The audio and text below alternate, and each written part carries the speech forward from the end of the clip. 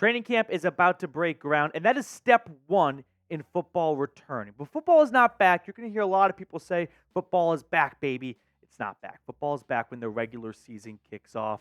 Believe me, I love having football on the field to talk about and pads clacking together and all that great stuff. But no, football is not back until the regular season gets here. Unlike what some people will make you believe, like producer Matthew Goldman for putting that title in this video.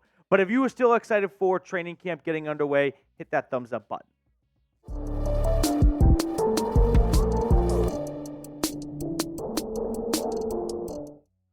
Coming up on today's show, we're going to run through the Broncos PUP list going into training camp, and then we're going to talk about BoNix potentially being the starter right from the jump because Woody Paige, a Denver, just sports legend on the journalism side, talked about that, and I want to share that with all of you.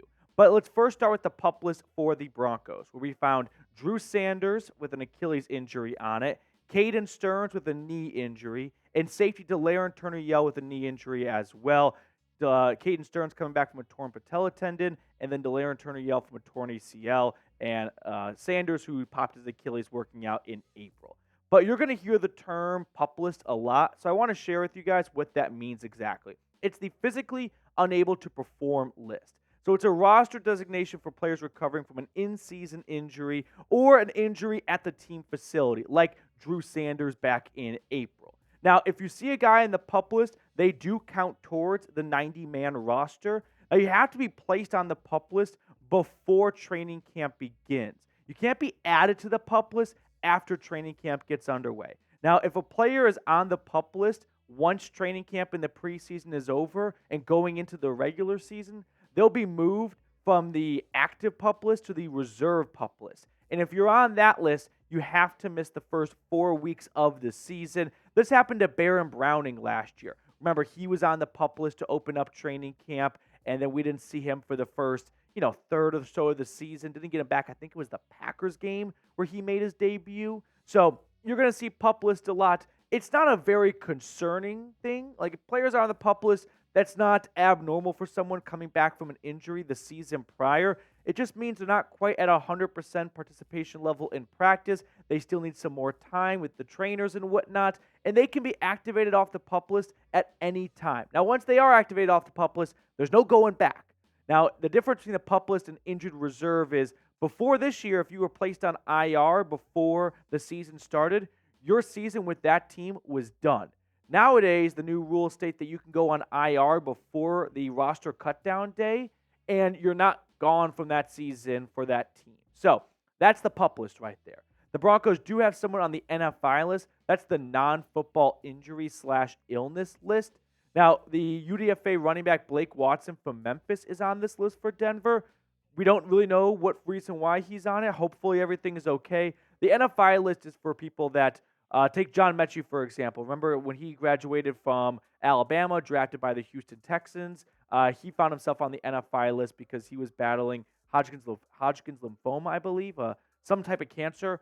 So anyone that is dealing with an injury that's not football related, I remember last year, for example, Nyheim Hines, the running back return specialist, he tore his ACL or had a knee injury in a jet ski incident. So that's where guys end up on the NFI list. So Blake Watson, hopefully everything's okay. Hopefully he'll be off that list and can start competing with this running back room in the near future. But looking at that PUP list for Denver, the only semi-surprise, in my opinion, would be Caden Stearns. Like, Drew Sanders was always going to be on the PUP list. We're not going to see him probably until late September at the earliest, and that's when we will see him at practice. I'm not quite sure when we'll see him on the field for games. But Delaren Turner-Yell's coming off a torn ACL. He suffered that midway through the season. However, Caden Stearns, I was a little surprised and honestly a bit bummed out to see him on the PUP list, and I'm sure he's frustrated as well. Remember, he only played 2 snaps in 2023. Week 1 against the Raiders, he suffered a season-ending torn patella tendon.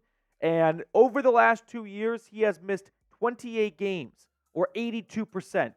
Not good, especially for a team that is trying to find a new identity in their safety department after moving on from Justin Simmons. They're hoping that guys like Caden Stearns can really break out and just sort of tone down the departure of Justin Simmons. You're not going to be able to replace Justin Simmons. He was a Pro Bowler last year for this team, but you can soften the blow a little bit. And they're hoping that players like Caden Stearns can do that.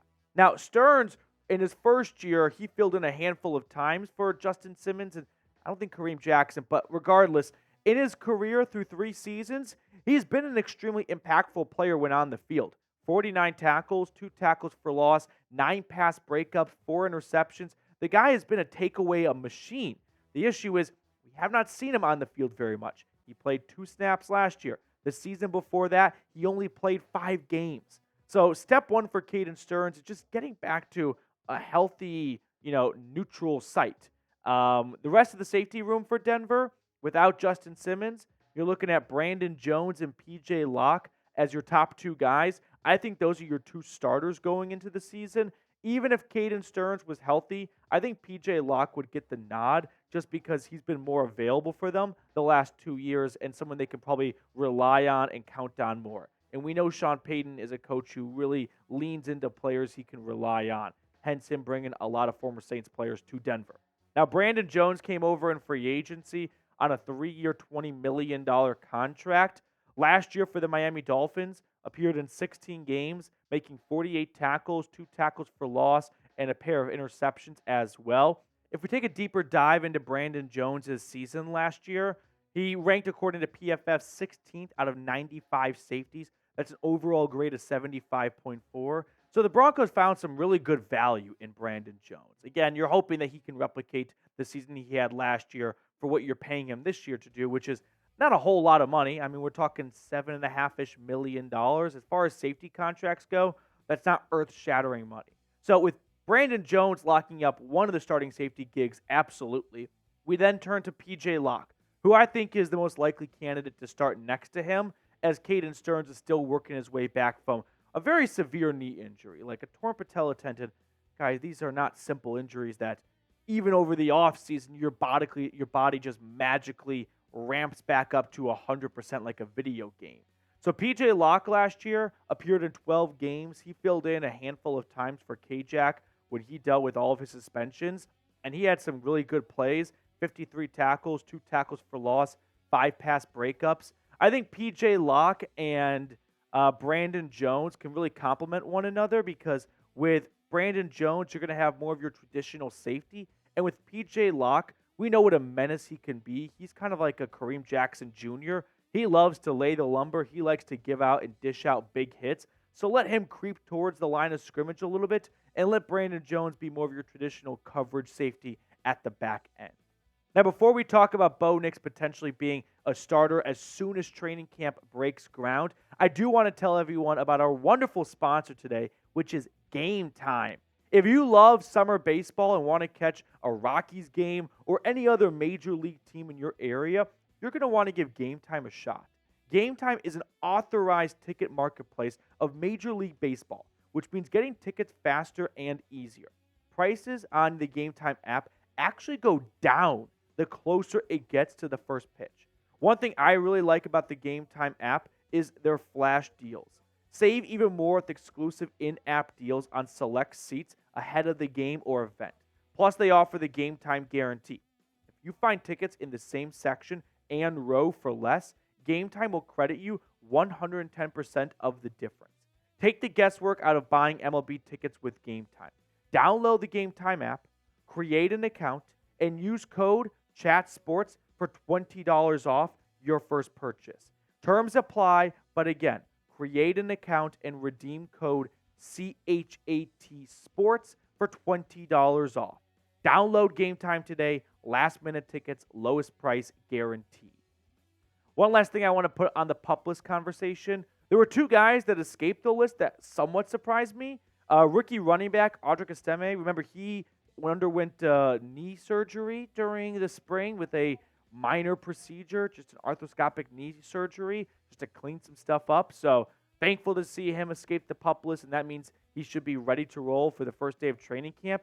And then Greg Dulcich. I don't even know what injury to put down for him. I think it's a foot injury, but it's been a hamstring injury. It's been a lot of things, unfortunately, for Greg. So hopefully he can stay healthy. But I'm very happy to see him avoid the PUP list because Had he landed on it to start training camp, it just would have been a big blow, I think, to like his confidence and his mentality that he can do this and he can stay healthy. Now, let's talk about Bo Nix and whether or not he should be QB1 from the start. Should he walk into training camp and Sean Payton sit the whole team down and go, I've got an announcement. Bo Nix is our starting quarterback. That's what I'm talking about when I say Bo Nix should be QB1. Or should he walk into training camp today with rookies and then with the veterans reporting tomorrow, Sean Payton go, all right, guys, let's get after it. We're having a competition for the starting quarterback role. Like, those are your two options. The Bears, for example, with Caleb Williams, have already announced he is our starting quarterback. But there are teams like the Vikings, the Broncos, who have not come out and said, this is our starting quarterback, because I don't think they're absolutely certain that he is their starting quarterback for week 1. Now, Woody Paige, who, I grew up watching all the time on Around the Horn, he had a lot to say on Bo Nix and the Broncos quarterback room. And I want to share snippets with you guys. So Woody wrote, Bo Nix is the only Broncos quarterback of the 3 who has played and excelled in Seattle. Talking about week 1 in Seattle against the Seahawks. Last November 14th, Nix finished with a career-best 33 completions and 44 passes for 337 yards and 2 touchdowns. His Oregon Ducks were leading the Washington Huskies 33-29 before losing by 3 with minute 38 left. That game wasn't at the Seahawks' Bococious? What is that word even? At Lumen Field, but played out before vociferous. Okay, good job, Woody. But played out before an equally clamored crowd of 70,000 at nearby Husky Stadium. Jarrett Stidham didn't participate in trips with the Patriots and the Raiders to the Great Northwest, and Zach Wilson was inactive for the Jets game there. I grew up watching Woody Paige, like I said, all the time on Around the Horn, reading his stuff as well. What are we doing here? Seriously, Woody.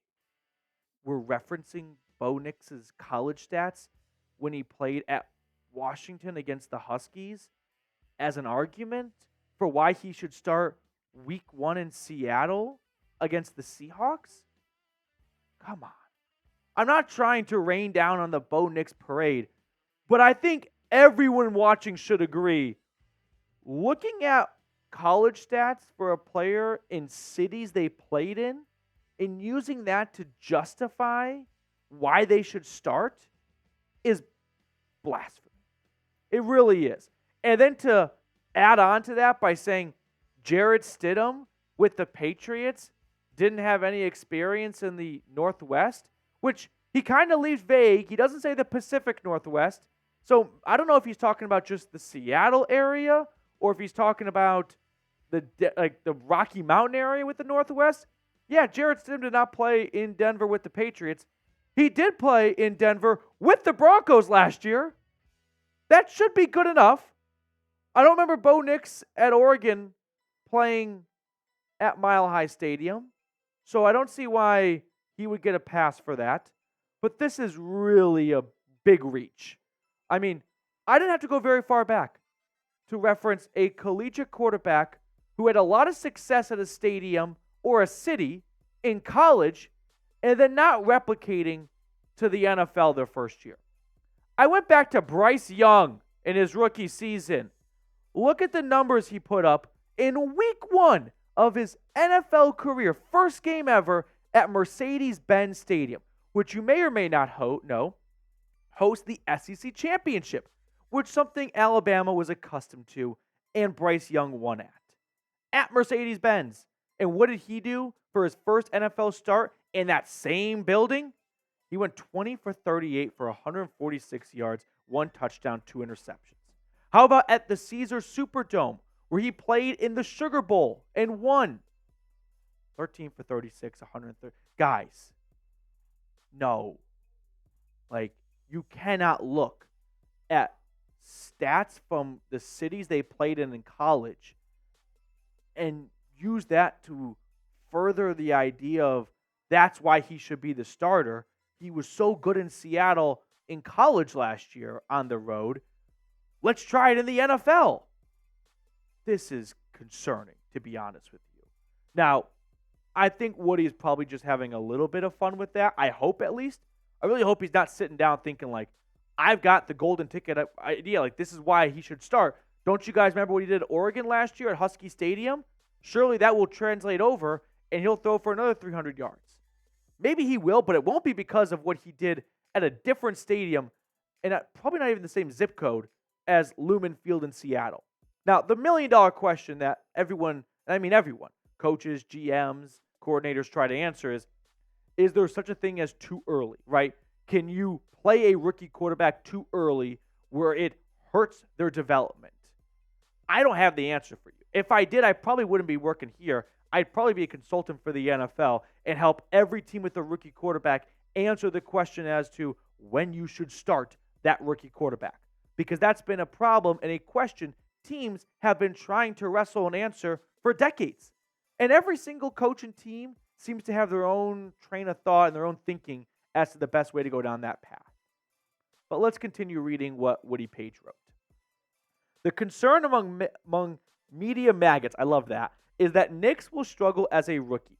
Well, so did former Broncos QBs John Elway and Peyton Manning. Elway was 4-6 with 14 interceptions as a starter from the gate, and Manning won only 3 games and set the league's first-year record of 28 picks. But both were 13-3 in their second seasons and reached the playoffs. Listen, whatever narrative you want to drive when it comes to whether or not a rookie quarterback should start week 1 or not, there is a ton of supporting evidence to back your claim. Literally, you could go, you should sit a quarterback. Why? The Chiefs sat Patrick Mahomes. Look how it worked out for them. Like, can't really argue that. That's a great point. You can also go on the other side to, you should start your rookie quarterback week 1. Why? The Texans did that last year with C.J. Stroud, and look how well that worked out for them. Can't argue that. Listen, whatever side you land on for starting a rookie QB week 1 or not, you can find a mountain of evidence and stats and information to back up your claim. The reality is, it's a case-by-case basis. And that's a cliche people use in a lot of different, professions and different scenarios, but I don't think there's a better definition for that than right here, right now, for rookie QBs. It's a case-by-case basis. Was this a rookie quarterback who played a lot of football in college? BoNix, check. Is this a rookie quarterback who is, doing a good job of undertaking a complex offense from Sean Payton? I would like to check that box. I don't know yet. All we saw were spring practices, which were glorified flag football games for the most part. Like, we got to wait and see on that one. It's a case-by-case basis. But I'm not going to reference something Peyton Manning did in 1998 and something John Elway did in 1980, early 80s, late 70s, like as a reason as to why Bo Nix should start week 1 in 2024. That seems a bit of a weak argument to make. All right, lastly, I think from Woody Paige, Bo Nix, which always should be one word, has found a house here. Now he must feel at home with the Broncos. Bo and his wife, Izzy Smoke Nix, which is an all-time last name, by the way, recently spent considerably less than Russell and Sierra Harris Wilson, $25 million to $4 million, for their manor just off the Castle Pines Country Club golf course. I don't know if we could ever top best shape of life cliches, but Woody might have just done it right there. We are using home purchases and real estate deals to say this guy should start week 1. I don't even know how to really respond to that. I've seen a handful of people use Bo Nix purchasing a $4 million home in Denver as an argument to why he's the real deal. He's so confident in his own skin and where he stands with this team that he's willing to put $4 million down on a home. Guys, he's a millionaire. This is what millionaires do. They buy expensive shit. Do you think Bo Nix is the first rookie quarterback to buy $1 million plus house? No. This is what every millionaire does in the NFL. They start spending their money. I really didn't think there was a better or funnier cliche than 31-year-old veteran leaking to Ian Rappaport or Adam Schefter. I just did a workout. I'm probably in the best shape of my entire life. Like, that's the ultimate, crown jewel of off-season cliches. But if we're going to start comparing what BoNix spent on a house to Russell Wilson, I mean, the argument, the logic has to go both ways. BoNix is so confident in himself and his being in what he'll do for the Denver Broncos that he'll purchase a $4 million home. Wouldn't that make Russell Wilson the most confident person in the entire history of mankind if he was willing to buy a $25 million home in Denver? And how did that work out for Russ? Not great. You can't use that logic of confidence in themselves for Bo, but then disregard it for Russell Wilson, because I could argue he was, 5 times more confident than Bo Nix was. And that still did not reflect in him great play on the field. All right, I think this is the last part from Woody Paige, actually. Another worry is that Bo Nix will not be able to manage Payton's complicated schemes, like Dr. Zhivago. It's like an old book or something, or movie. 559-page like playbook. After his sophomore year at Auburn, Nix earned his magna cum laude degree in communications, the same major as Manning at Tennessee, and began his master's program after transferring to Oregon. He was selected the major college scholar athlete of 2023. He's not some Paxton Lynch type playing Xbox instead of reading his Boris Pasternak and defenses. Now, I 100% agree with what Woody Paige says here. I really liked how he tossed in Peyton Manning have a degree in communications, because someone else on screen right now might have a same degree from the same university. But still, there is something to Bo Nix coming in between the ears. Super advanced for a rookie quarterback, a very intelligent quarterback. Intelligent is usually a very loose term people throw around for prospects. I'm not interested in how well they'll do on a trivia team, but if they will do well, they can come play on my trivia team. But I do want to know, hey, can they sit down and over a night or two pick up most of the playbook and most of the jargon and the lingo and the terminology that this offense uses, and after a few days of applying it, start to know it well enough where they could teach it to other rookies? If the answer is yes to that question, then I think they qualify as an intelligent player. But if they struggle with picking up playbooks, as a rookie, that's going to keep you off the field. So I do agree that Bo Nix, one of his biggest strengths is playing a lot of college football, playing more college football than any other quarterback in FBS history, is going to be a huge advantage to him for learning and digesting Sean Payton's very complex offense. So for that, I will give Woody Paige credit. He is spot on with that take. I still think, having said all that, Bo Nix should have to earn their QB1 job. I don't believe Bo Nix and the rest of the team should walk into training camp on Tuesday and have Sean Payton sit them down and say, Bo Nix is the starting quarterback. I don't think that's a good plan. I do believe that Bo Nix should have to earn that QB1 job. He should have to go out there, compete with Jarrett, Stidham, and Zach Wilson. And if after a week or 2 weeks, Sean Payton feels like Bo Nix has looked the best, then yeah, you can announce it in early August. But I don't think it sends the best message to the team that Sean Payton right now, before he even sees a snap with the pads on, is going to name Bo Nix the starter, because this is a team that's dealt with a lot of losing, and I think they want to know that they have the best possible option at quarterback. And sure, you can trust Sean Payton, but I think for the team, they'd probably like to see, hey, let's get a competition going and not just give it to Bo Nix because he's the new kid on the block and Sean Payton picked him 12th overall. Let's make him earn it, just like how everyone else on that team earned what they got, and they weren't handed a starting job. So, should Bo Nix start week 1 no matter what? Give me a Y for yes or an N for no down in the comment section below. Let me know what you have to say about this. I don't think he should start no matter what. I think he should earn that starting role. And he may very well do it, but he should earn it. All right, before we get on out of here, some summer hot takes I want to share with you all. It's a high of 83 degrees today in Denver, so we get a motel hot tub hot take. So this is your, disappointing Airbnb or motel hot tub that just gets to a warm bathtub level of water and not actually a hot tub. So my motel hot tub hot take today is Zach Allen will outsack Draymond Jones from 2023 to 2025. The duration of the 3-year contracts these two defensive ends signed. Why I thought about this today, I'm not really sure. But I was thinking about, Denver had a choice to make. Sign Zach Allen or bring back Draymond Jones. And with 1 year of hindsight, I think they have made the right decision, and I think that decision is going to continue to pay off. You can look at their stats last year. Zach Allen with more tackles for loss, more sacks, more forced fumbles, double the QB hits, and cheaper than Draymond Jones. So I'm excited for Zach Allen this upcoming season. I don't think he's like some major character in this defense, or at least he's not being talked about as a major character, but I think he has the potential to become one. All right, I took up way too much time of your day today. So thank you guys so much for tuning in. We're going to sign off. We'll see you all later. If you have not liked the video yet, make sure to go ahead and do so.